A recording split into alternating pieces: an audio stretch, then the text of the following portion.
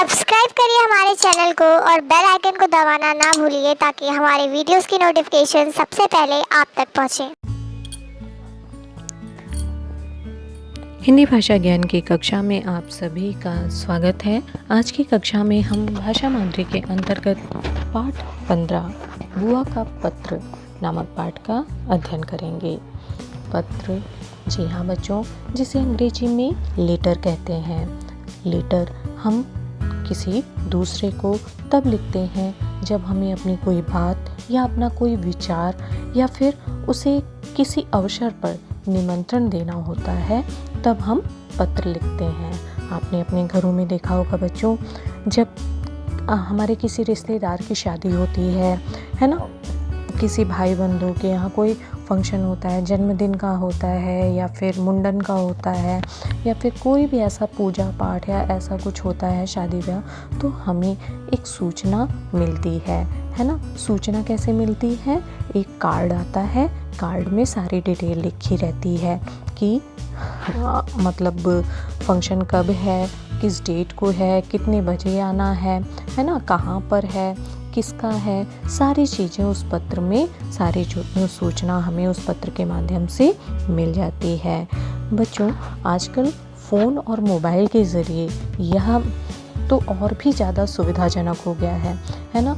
हम चंद सेकंड में अपनी बात को, अपनी जो भी हमारी सूचना है या जो भी हमारा विचार है या जो भी हमारी बात है, वो हम दूर से दूर, यहाँ यही नहीं, अपने शहर में ही नहीं बच्चों, हम दूसरे देशों में तक में भी बैठे अपने रिश्तेदारों को दे सकते हैं कुछ ही सेकंड में। लेकिन कभी आपने सोचा, जब ये सुविधाएं नहीं थी, mobile, telephone, computer, mail, fax, ये सारी चीज़ें नहीं थी, तब कैसे होता था? तब बच्चों आपने टीवी में, कहानियों में, है ना, नाटक में, है ना, उसमें आपने देखा होगा कि किस तरह से पहले के लोग अपनी सूचना को पत्थर पे, पेड़ के पत्तों पर और धीरे धीरे कपड़ों पर, है ना, लिख कर एक अपना संदेश एक दूसरे को पहुंचाते थे। आपने देखा होगा कि इस कार्य में पशु पक्षियों की भी सहायता ली जाती थी। जब दूर देश में राजा को अपना संदेश देना होता था, तो वो पक्षियों के माध्यम से संदेश को एक दूसरे देश में पहुंचाते थे, है ना। आपने फिल्मों में, आपने टीवी में ऐसी इससे जुड़ी कहानियाँ आपने देखी होंगी, है।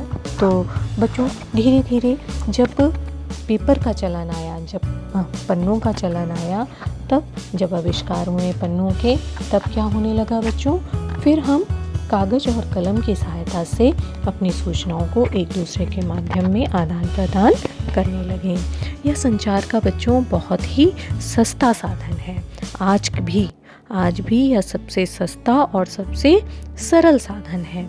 इसमें हमें किसी भी प्रकार की असुविधा नहीं होती। लेकिन बच्चों, आपको पता है, पत्र भी दो प्रकार के होते हैं। पहला औपचारिक और दूसरा अनौपचारिक। औपचारिक पत्र, जब हम किसी अधिकारी को, किसी विभाग के अधिकारी को, जैसे स्कूल में हमें जब प्रिंसिपल सर को लिखना होता है या प्रिंसिपल मैम को लिखना होता है, तो उस पत्र में, उस पत्र का जो प्रारूप होता है वो अलग होता है। और वही पत्र, वही सूचना यदि हमें अपने किसी दोस्त को देना होता है या अपने पिताजी को देना होता है या फिर किसी रिश्तेदार या संबंधी को देना होता है, तो उस पत्र का प्रारूप अलग होता है। कहने का मतलब बच्चों कि पत्र तो दोनों एक हैं, किंतु पत्र को लिखने का जो ढंग है वो दोनों अलग अलग हैं। दोनों ही हमारे संचार का साधन है, किंतु दोनों में अंतर है तो भाषा का और उसके लिखने के ढंग का। जो बातें, जो चीज़ें जो सूचना जिस माध्यम से हम अपने पिताजी को लिख सकते हैं या अपने मित्र को लिख सकते हैं, जिस भाषा में, जिस माध्यम से, उस माध्यम से हम किसी विभाग के अधिकारी को नहीं लिख सकते, है ना। वहाँ पे भाषा सधी हुई होती है, शब्द एकदम सधे हुए होते हैं। कहने का मतलब ये है बच्चों, वहाँ पर हम आवश्यकता से अधिक शब्दों का प्रयोग और अनावश्यक शब्दों का प्रयोग नहीं कर सकते। संक्षिप्त में हमें अपनी बात को कहना होता है। वहीं जब हम यही पत्र हम अपनी बुआ को लिख रहे हैं या हम अपने मित्र को लिख रहे हैं, हम अपने पिताजी को लिख रहे हैं, है ना, तो वहाँ पर हम संक्षिप्त में शब्दों का प्रयोग नहीं कर सकते। वहाँ पर हमें उनके हालचाल के बारे में भी पूछना होगा और अपना भी बताना होगा, और जो हमारा पत्र लिखने का उद्देश्य है उसे भी पूरा विस्तार से बताना होगा, है ना। तो कहने का मतलब, एक पत्र जो कि किसी विभाग और अधिकारी को दिया जाता है वो औपचारिक पत्र होता है। उसमें भाषा संक्षिप्त, सरल और स्पष्ट होती है। वहीं दूसरा पत्र जो अनौपचारिक पत्र होता है, जो हम अपने मित्र, रिश्तेदार और संबंधियों को लिखते हैं, वो भावात्मक भी होता है और उसकी भाषा संक्षिप्त नहीं होती। तो आइए आज हम अनौपचारिक पत्र इस पाठ के माध्यम से जानते हैं कि अनौपचारिक पत्र का प्रारूप कैसा होता है, हमें उसमें किन किन विषयों को ध्यान में रखना होता है और किन किन चीज़ों का उल्लेख करना होता है। तो आइए इस पाठ के माध्यम से हम पत्र लिखना सीखते हैं।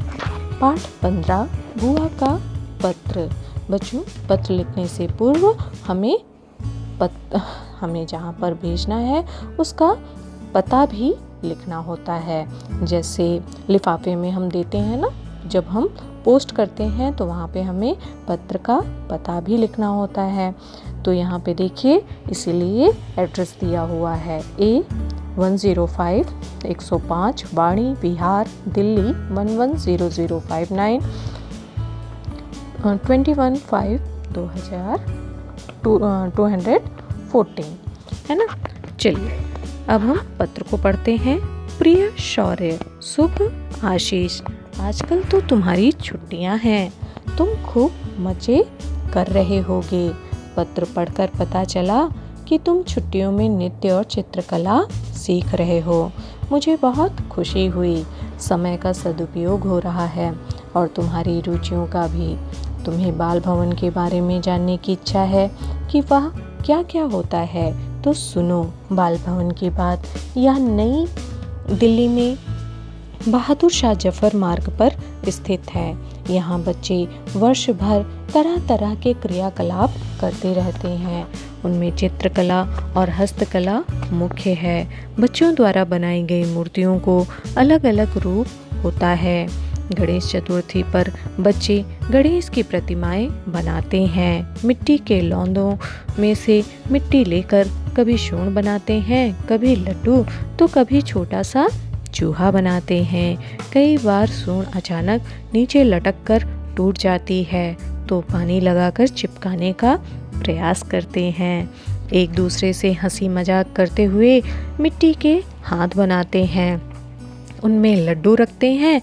वे अपनी कार्यकुशलता और अनुभव से मूर्ति बनाकर उनमें रंग भी भरते हैं। दीपावली के पर्व पर छोटे बड़े दिए बनाते हैं।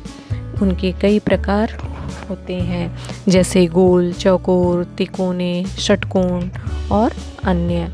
दियों को विभिन्न आकार देने के लिए उनके हैंडल, स्टैंड और लटकन बनाते हैं। अन्य त्योहारों पर रंगोली बनाना, पतंग बनाना, ग्रीटिंग कार्ड बनाना, मटकियाँ रंगना और मोमबत्तियाँ बनाने का काम भी करते हैं। बच्चे ये सब काम आनंद लेकर करते हैं। ज़रूरत पड़ने पर वे एक दूसरे की मदद भी करते हैं। समय समय पर यहाँ आयोजित प्रतियोगिताओं में कई स्कूलों के बच्चे भाग लेकर इनाम भी जीतते हैं। यहाँ बच्चों की निराली ही दुनिया दिखाई देती है। बड़े लोगों को त्योहारों में कोई नवीनता भले ही दिखे, लेकिन बालकों के लिए हर त्योहार कोई न कोई नवीन रंग लेकर आता है। तुम भी तो हर त्योहार पर कुछ न कुछ नया करते हो। भैया भाभी को मेरी नमस्ते कहना, लोहित और धैर्य को ढेर सारा प्यार देना। जब कभी तुम मेरे पास आओगे तो तुम्हें भी बाल भवन में लेकर जाऊंगी। और हाँ, एक बढ़िया सा चित्र मेरे लिए भी बना कर लाना। तुम्हारे आने की प्रतीक्षा में तुम्हारी बुआ हेमा। तो बच्चों, इस तरह से आपने अपना पाठ पढ़ा और पाठ को पढ़ने के बाद आपने देखा कि एक बुआ ने पत्र लिखा है किसको? अपने भतीजे सौर्य को, है ना। अब देखिए पत्र में प्रारूप क्या क्या है। पत्र में सबसे पहले हमें पता यथोस्थान पे लिखना चाहिए, है ना।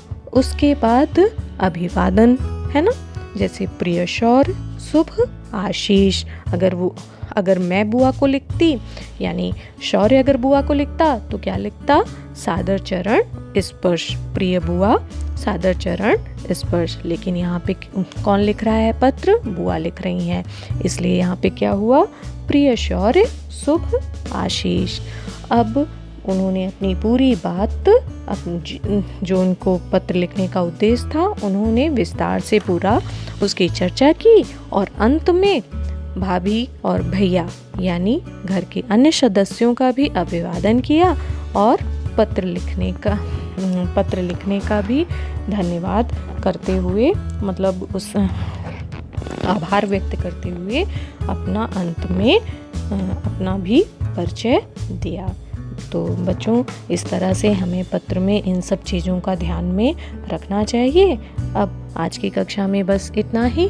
आप नीचे दिए गए डिस्क्रिप्शन लिंक पर जाकर पाठ के समस्त प्रश्नोत्तर अभ्यास को देखकर अपनी उत्तर पुस्तिका में कर लीजिए। धन्यवाद।